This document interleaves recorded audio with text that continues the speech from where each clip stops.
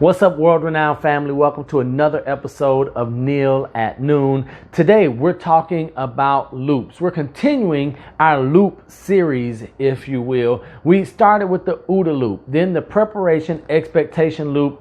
Yesterday it was all about the hyperloop, but today might be my favorite loop or loops, depending on how you want to count it. And we're talking about Froot Loops. So Neil, what can I possibly learn about life from Froot Loops? Now, when I think of Froot Loops, my first thought goes back to my brothers and I getting big bowls, or should I say butter dishes, of Froot Loops and just tearing into them on the weekends before school. It did not matter. So mom and dad, thank you for supporting our Froot Loop habit. I know it was an expensive one, but Froot Loops, much in life, we can learn a few lessons from them. The first one being, maybe it's no surprise to you, Froot Loops actually contain no fruit at all. Now, do you, in your life, have you been guilty of not being who you appear to be? Maybe you're putting on a facade.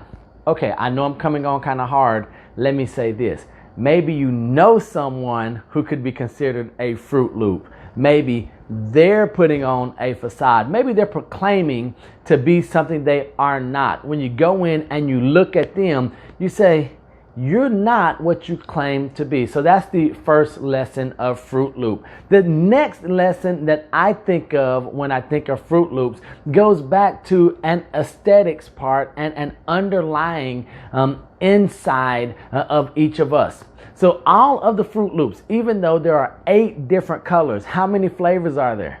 There's one flavor. They all taste the same. So going back to what we just mentioned about, are you looking or are you something different than what you appear to be? My same question, but in a different way.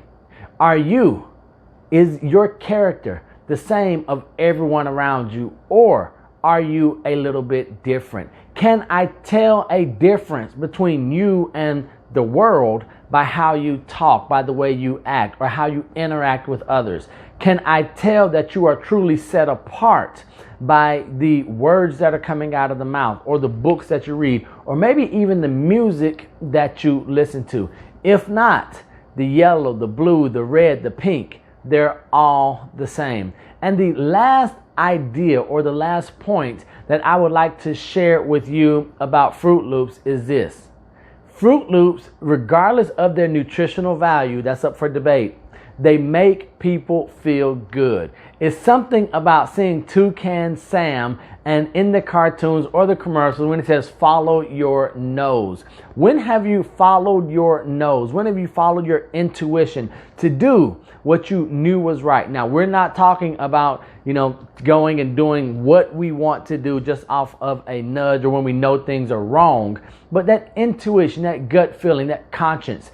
Are you willing to follow your nose like Toucan Sam does of Froot Loops so that he can get his ultimate goal, which are Froot Loops? So I'm going to ask you today, are you being something that you claim, or are you being something that you really aren't? Are you claiming to be one thing, but in actuality, you don't have the substance? The second thing that I would ask you, are you different from everyone around you? Are you truly unique? Are you setting yourself apart, or do you taste just like everyone in your environment? And are you following your nose, your intuition, that gut feeling, your conscience to get you closer to your Froot Loops? While you think about those, I want to remind you that I love you, God loves you, and there's nothing you can do about it. And until next time, don't be average, be world renowned. Peace.